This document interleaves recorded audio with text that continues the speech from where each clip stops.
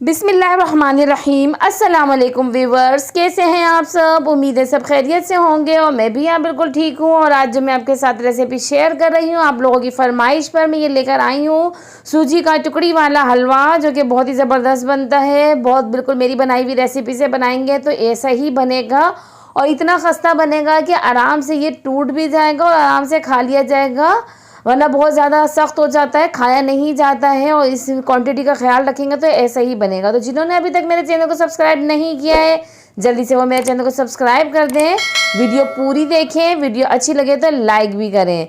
तो घी ले लिया है मैंने इस मेजरमेंट के हिसाब से, ये है तकरीबन आधा कप के करीब ये घी है। और पानी भी आधा कप ही इसके अंदर शामिल करेंगे, ये दोनों चीज़ें एक ही बराबर जाएंगी।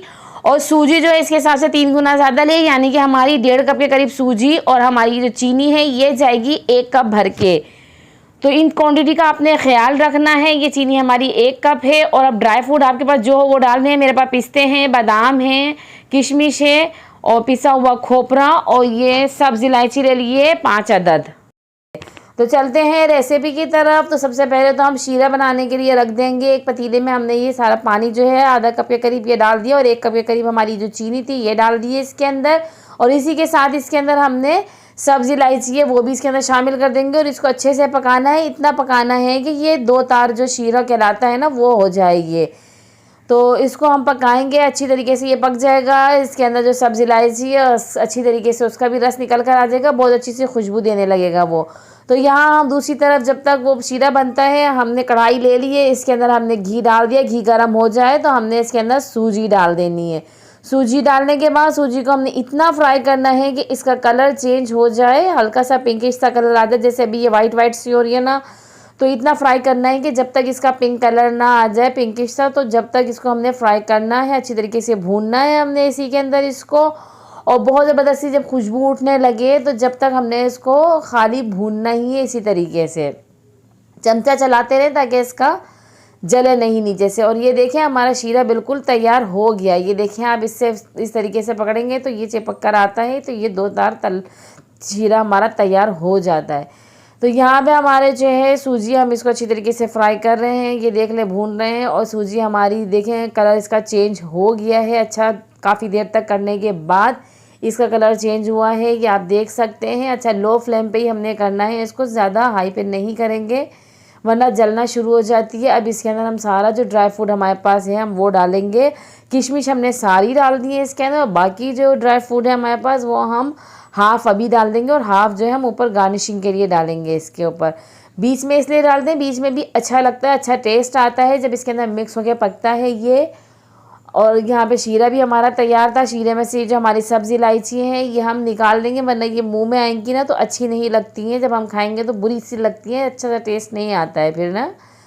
तो अब सारा शीरा जो है हम सूजी के अंदर डाल देंगे। और देखें सूजी के अंदर जैसे हमने शीरा डाला सूजी भी फूलना शुरू हो गई हो। ये देखें आप शीरा जैसी गया तो इसके अंदर बबल्स बनना शुरू हो गए हैं। अच्छा ये केवड़ा जो है ये मैं उस वक़्त भूल गई थी, मेरे बच्चे उठाकर ले गए थे। अब जो है ये मैंने इसके अंदर डाल दिया है, आधे चम्मच इसके अंदर केवड़ा डाल दिया। कोई सा भी आपके पास केवड़ा हो वो आप इसके अंदर आधा चम्मच के करीब मैंने इसके अंदर केवड़ा डाला है। अच्छी तरीके से इसको मिक्स किया, आप देख सकते हैं। इसको अच्छी तरीके से इस तरीके से पकाएंगे, 2 से 3 मिनट में ये रेडी हो जाएगा। बस 2 से ज़्यादा हमने इसको कुक नहीं करना है। शीरा डालने के बाद 2 से 3 मिनट बस। थाल पे मैंने अच्छी तरीके से घी लगा लिया है पूरे पे, और इसके बाद मैंने इस तरीके से पूरा जो पिसा हुआ खोपरा था वो अच्छी तरीके से इसके ऊपर थोड़ा थोड़ा सा भुरक दूंगी। अच्छा पूरी तह नहीं जमानी है हमने, हल्का हल्का सा भुरकना है। अब इसके बाद हमारे ये जो सूजी का मिक्सचर तैयार है हलवे का, ये हम इसके ऊपर डाल देंगे और अच्छी तरीके से इसको चमचे की मदद से पूरे में फैला देंगे ताकि ये अच्छी तरीके से फैल जाए। एक जितनी चौड़ी इसकी तह ना पूरी अच्छी तरीके से सब जगह से फैल जाए, कहीं से मोटी पतली ना हो, आसानी से ये पूरे में फैल जाएगी। क्योंकि अभी ये गर्म होता है तो ये आसानी से फैल जाता है, क्योंकि गर्म होता है तो थोड़ा नरम होता है। अब इसके ऊपर जो है हम फ़ौरन ही हम पिसा हुआ खोपरा जो है वो अच्छी तरीके से पूरे में भुरक देंगे। जितना हमारे पास बचा है वो सारा इसके ऊपर अच्छी तरीके से डालने के बाद हम इसके ऊपर बादाम डाल देंगे पूरे पे। अगर आपके पास कोई ड्राई फ्रूट ना हो इनमें से तो ज़रूरी नहीं है कि आप परेशान हो, जो आपके पास है आप वो डालें इसके अंदर।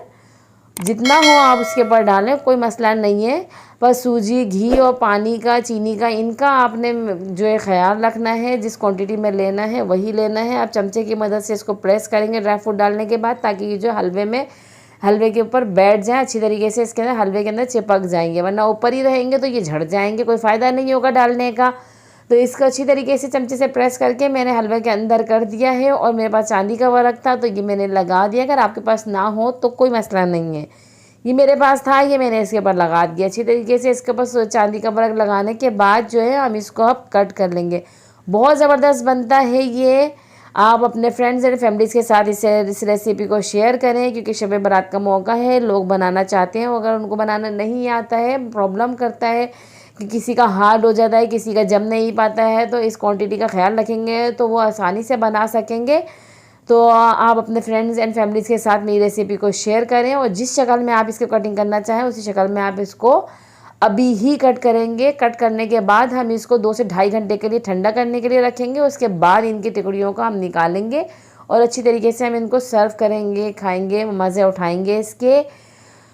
तो जिनको ये बनाना नहीं आता था उनके लिए मैंने बहुत आसान कर दिया है कि वो आसानी से बना सकते हैं, और बहुत खस्ता बनेगा, बहुत अच्छा बनेगा, बहुत शौक़ से खाया जाएगा। बच्चे भी बहुत शौक़ से खाएंगे, बच्चे हों, बूढ़े हों या जवान, सब बहुत शौक़ से खाएंगे, क्योंकि इतना खस्ता होगा कि आसानी से खा लिया जाएगा, वरना बहुत हार्ड होता है तो खाने में प्रॉब्लम करता है।